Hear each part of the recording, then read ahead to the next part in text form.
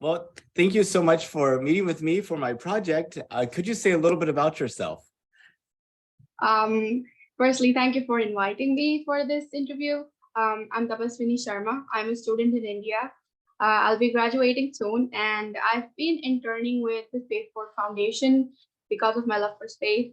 I've interned there for 2 years, and now I'm a spaceport advocate with them. Other than that, I'm an analog astronaut. I've been working in a lot of things related to space, and I think that's about me. Well, are you able to trace back where your interest and love for space actually started? Was there a particular point in your life where you became aware of this interest? And was there a particular event or people or situation that helped to motivate you?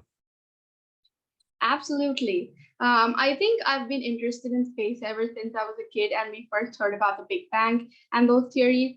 But this actually became a major passion and, something, the feeling when you realize that, this is what I want to get into later on in life. And so that happened when I was in 8th grade. And we heard about this new competition. And it was so exciting because in this competition, we had to build a space settlement. So, what exactly is a space settlement? No idea.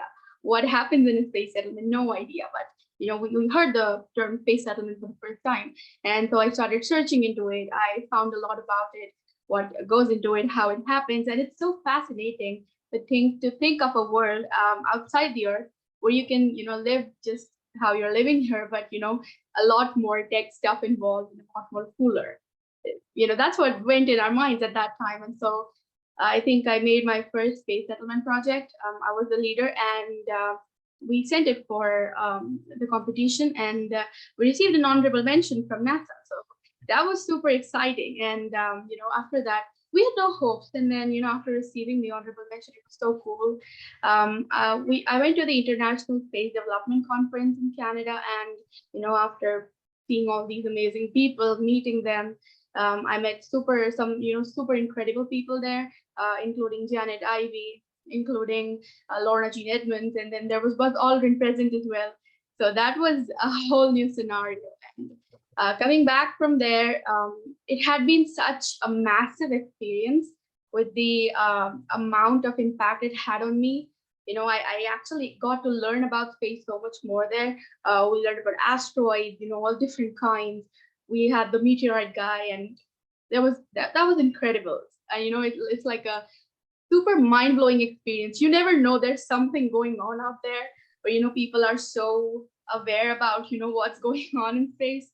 And so after that, we returned back to India, and I changed schools later, and I thought, I should try doing this alone by myself, if I can or not. And then I tried making another space settlement, designing one individually, and it was really challenging. It was a fun experience, nevertheless, because there's so much to explore, and you can try being creative in the best way possible. And so I made another one. I sent it again to the competition, and then I received an honorable mention again from NASA. So I think that was when the interest started to solidify into like a foundation. And that's when the actual interest in space began for me. What would have so can you describe what a space settlement would have that you would be willing to live in? Like, what would it need to have in order for you to be like, I think that'd be a good place for me to live?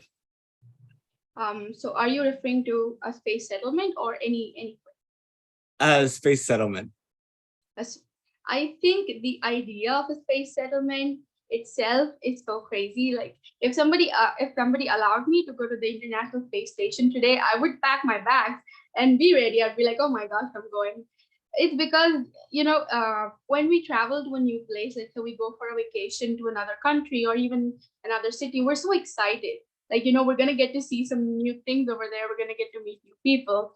And when we travel to another destination to settle permanently, that's also pretty crazy. We have so many thoughts, we have excitement, doubts, and everything. But then going to space is a completely different matter because you're gonna get to see the entire universe in like from a different perspective. Right now it's all it's all from like a human point of view, or like, from a daily citizen point of view. But when you go there, it becomes universal, and then you kind of find how fragile this all of is. And hearing about it, hearing about the overview effect of how the astronauts, they realize a lot of things and experience things in space, that itself is like, I need to go. And you mentioned you were an analog astronaut, so you've actually had some experiences here on Earth to kind of replicate what it'd be like to live in space. Can you talk a little bit more about that? Yes, absolutely. So this was in 2021, and right now this was a virtual mission because of the pandemic and all of the things that are happening. So what happens in an analog mission is we replicate certain areas on, let's say, the planet of Mars, and there are certain areas on Mars which are similar to the areas on Earth, the geography, the rock composition, and such things. So we go there, we create a station, a research station, and then carry out these experiments, which we think could be helpful in future in space. And if these are successful, maybe in the future the astronauts can carry out these experiments in the space. So that I first heard about analog missions in, I think, 2020, and it was super exciting, because not everyone can be an astronaut and go to space right now, and not everyone can be an analog astronaut as well. But the thing that, oh, we have something similar happening on Earth, why not try this? And so I applied for it, and I got selected, and we had a week long mission where we were first told about how this happens. This was with Habitat Mars, so they have a research site in Brazil, and so we got to know what happens, what goes on in an analog mission. And as part of the week-long mission, we had to design on our own different facilities. So mine was the healthcare facility, and these had to be self-dependent, so that even if there's some sort of a mishap happening, the facility survives. So those things were part of what we had to do there. We also learned so hard these analog astronauts have to train, how we get to go there, stay there, and somehow find ways to survive in those environments, because we are replicating exactly what the astronauts would have on another planet. So it is extremely exciting. And I think what I learned there was like, there's so much stuff available which can be converted into technology on Earth. Like we have a lot of technology here, but there's like, there's so much scope for having a lot more things that could, speed up the process of like exploration and things. So that was what I did at the analog mission. That's really exciting. And how long back was this? This was in December 2021, so like a year and a half from now. I see. And now you're studying space law. What led you in that direction instead of, going to business or engineering or science or, becoming an astronaut? So this is actually a funny story. I'm not studying space law right now, but I interned for the Space Force Foundation. So like I told you, I was interested in space, but when I started kind of thinking, what exactly am I interested, in, like, even in space, it's such a vast subject. And so you have to kind of pinpoint exactly what you're interested in. And there were like so many things which I wanted to know. So I started looking for degrees that I could do, and there were very few degrees in India that you can actually pursue. I was very interested in astronomy, but we don't have it over here. So I started looking for some other degrees, and so I'm doing IT right now. And apart from that, I was like, okay, fine, this is fine, but I have to learn about space. So like I told you, I met Miss Janet at the ISDC 2015, and so she had her Janet's Planet Astronaut Academy, and so I joined there. And every day at 7 p.m. we would have a class. We would have a new astronaut or someone from space come up and talk to us, tell them about what they're doing, talk to us about space, and all of that happened. And that got me really excited about the different fields. Sorry, is there a lot of background noise right now? No worries. Okay, oh, absolutely. So what happened is that that's when I first heard about space law. And so I applied to become an intern. We had an interview. They're like, okay, so why would you want to intern with us? And I'm like, this is so exciting. I just heard about the space treaty. I just heard about everything related to space law, and I've been Googling this for like so long. And I have no idea what goes in space law, but I would really like to learn. And they were so welcoming. They're like, oh, come on. You can start up. I was a communications intern at first, then a communications and research intern, and then later now I'm a spaceport advocate. So they really helped me learn what exactly space law is, what goes in there, how everything's done, and this super incredible environment. That's amazing. Well, I had a few questions I wanted to ask you. I guess first off, did you know that NASA is planning to send astronauts back to the moon? Yes, and this is the best news ever. I mean, to think that we would get to see a live moon landing, that's incredible. When did you find out about it? I think I found out from various sources, like firstly NASA. Whatever NASA does is like, we get so many newsletters, so many information, and that is super cool to have that information. I learned from so many friends. I learned from social media, Googling things, and this has been like the news of I think the decade or something, that the astronauts are finally going back and they're going to be landing on the moon. Do your family and friends know about it? Yes, I mean, they wouldn't have known about this had it not been for me, but they do know. And the first time they heard about this, they were absolutely gobsmacked. They loved it. They're like, "Oh my gosh, is this really happening? Is this for real?" And that got me to thinking that so many people are interested in space. It's just that they don't get the news fast. It's amazing. Whenever I interview people at like coffee shops or on the street, just random people, most of them have no idea that we're going back to the moon. Does this surprise you? It does. I mean, I honestly thought everyone knew about this because this is such a big news. I mean, a lot of people know about the Apollo missions. They know Neil Armstrong, they know Buzz Aldrin, but then, that is partly why I thought everyone would know about this. Maybe it would be an interesting experiment for you to ask 5 random strangers and see if they know. Absolutely. That would definitely. Yeah, it might surprise you. Well, when you think about the future of humanity, like 200 years in the future, what does it look like to you? I think 200 years in the future,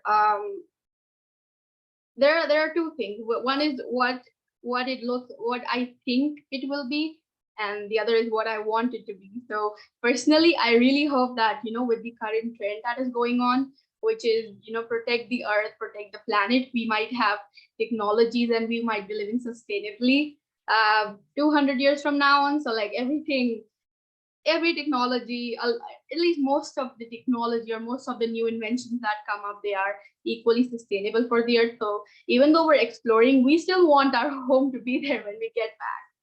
And I definitely think we would have settlements on the moon and the Mars, because I mean, I think that is possible within the next 100 years. So like 200 years from now on, I'm guessing space elevators, flying cars back to space and then back to Earth. So those kind of things. But I mean, I'm just hoping all of it is sustainable.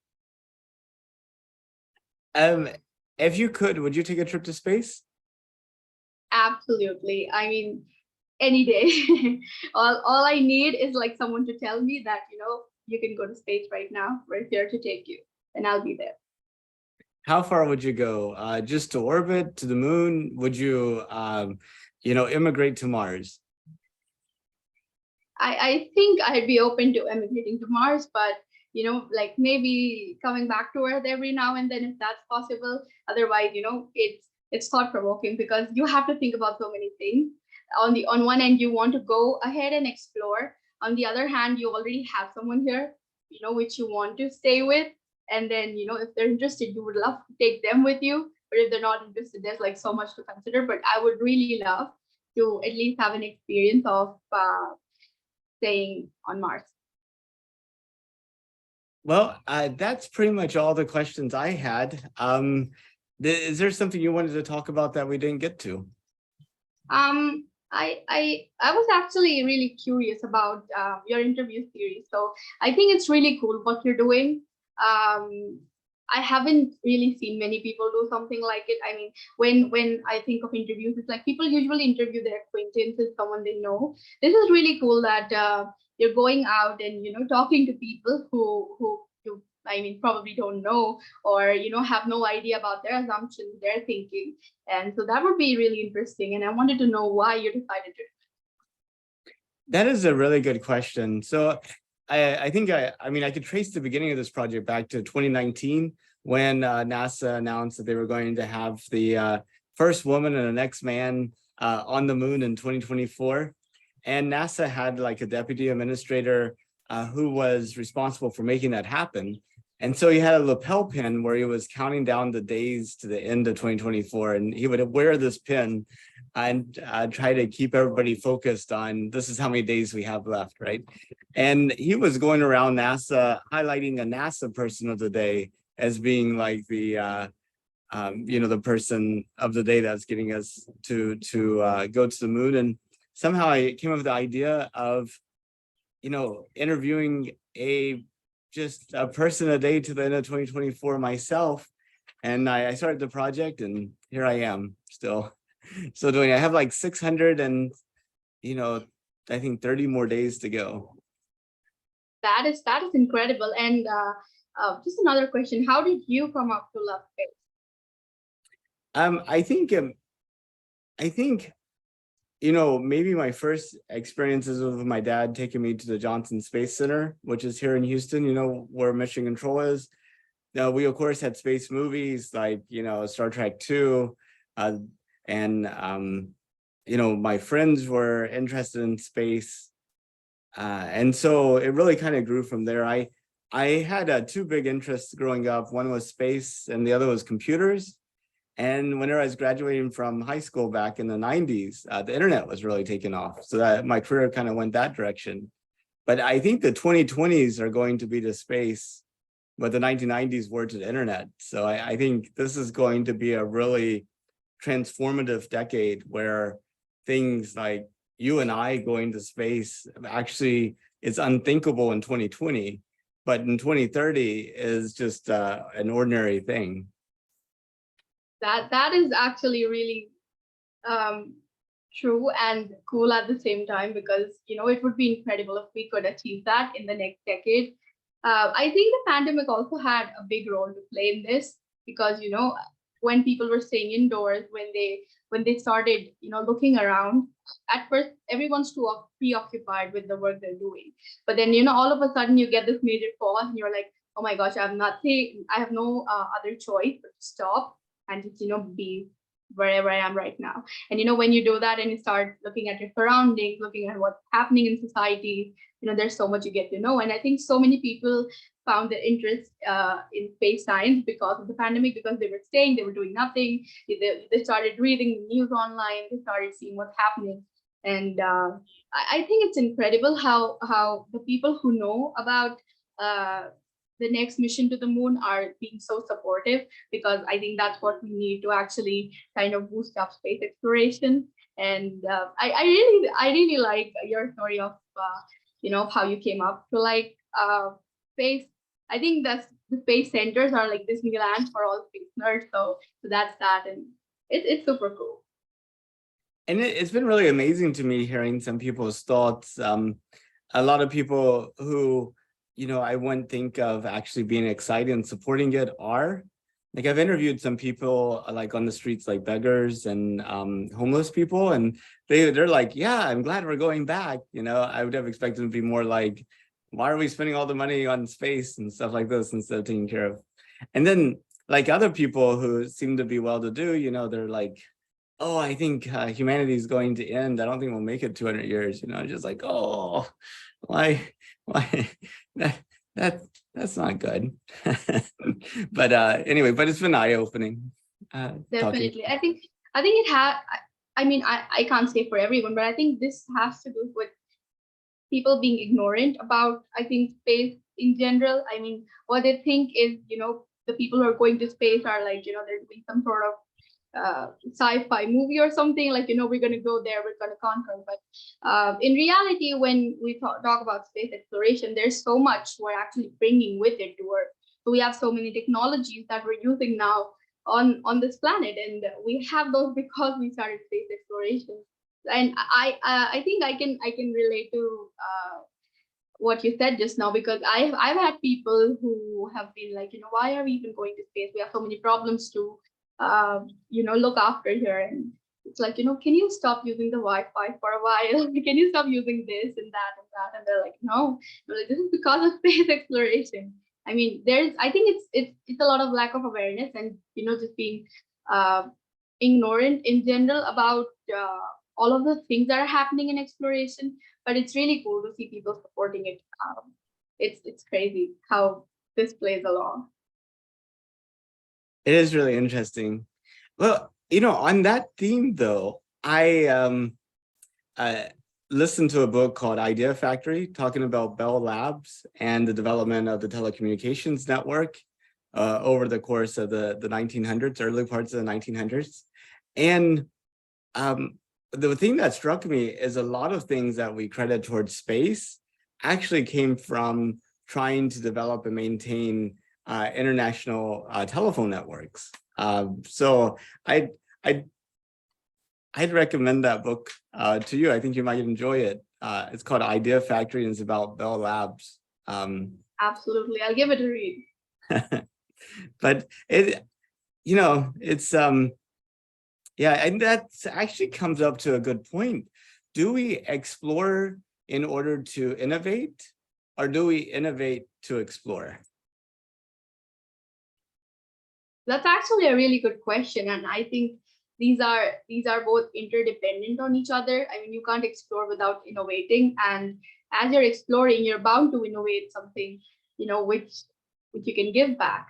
So I think it's a really great question, but I think these both go like hand in hand. So we have to go explore to kind of see if there's something out there which we can use again to innovate, and kind of use that again to go back and get something. So it's more of a never-ending cycle.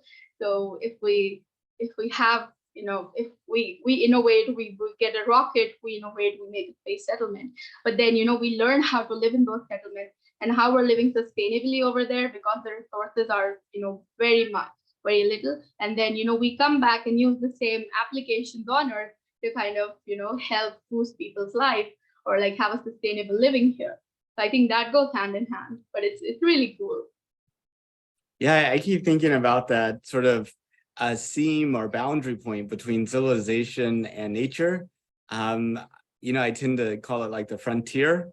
And it's like on that boundary point, you're in direct connection with like the limits of nature and the forces of nature. And it's like, you don't have any room for fluff or for hype or for marketing. It's you have to make it work. And sometimes to make it work, you have to do something completely different. And then sometimes doing something completely different, like you said, you come across a new idea that ultimately has benefits across the whole sphere of civilization. I think nature is the best place to learn. I mean, whenever you start researching about how things happen in nature, it just I tried doing that a couple of months ago, and it just opened my mind to the incredible things happening, things going on. And it's just crazy how nature can actually make us learn so many things which we thought we could never learn from there. So it's like we look at something, we look at insects, or we even look at some of the lizards or something. How can they walk on walls and something? And then we start researching about it, and boom, we have like another technology for a new device, or some new innovation. And so that's really cool. And it's very important to kind of go back to nature and look into it. So I think part of the reason why people are starting to realize the importance of nature is that we finally started seeing what happens when you ignore it for too long. And so we're finally going back to preserving it. That makes sense. So have you been following SpaceX and the development of their Starship? I have been for a while, but not as of a while, for some time now. But yes, I Right. do know what Starship is, and the incredible work they're doing. I think they're going to be doing like their first integrated test flight in a week or two. Actually launch the full thing and see if it works. So that could be exciting. I see that as being like sort of like the 747 of the aviation era, or the Netscape browser of the internet age. A key fundamental technology that opens up space. Absolutely. I mean, it's really incredible how SpaceX just came up. I mean, they had from going to 3 unsuccessful launches to becoming the biggest company in private space sector. That's been incredible, and just watching that happen and watching them grow. And then I don't think anybody thought of the commercial space era maybe 5 years ago. I don't think anybody thought that we could have humans going to space, commercially going to space, paying to go to space. That was more of a fantasy or like a dream, and now that's been happening. So I think it's crazy, and I'm hoping they have a successful launch. Yeah, it could be really, really good. I think Elon said as long as it doesn't explode on the launch pad, he considers it a success. So I'm not sure other people's would feel the same way, but anyway, let's hope it gets further than that. Let's hope. Well, thank you so much for your time. It was such a pleasure to get to connect with you and get your thoughts on these topics. And I look forward to people 200 years from now looking back on this video to get some insight into sort of, people's thinking during this kind of pivotal decade.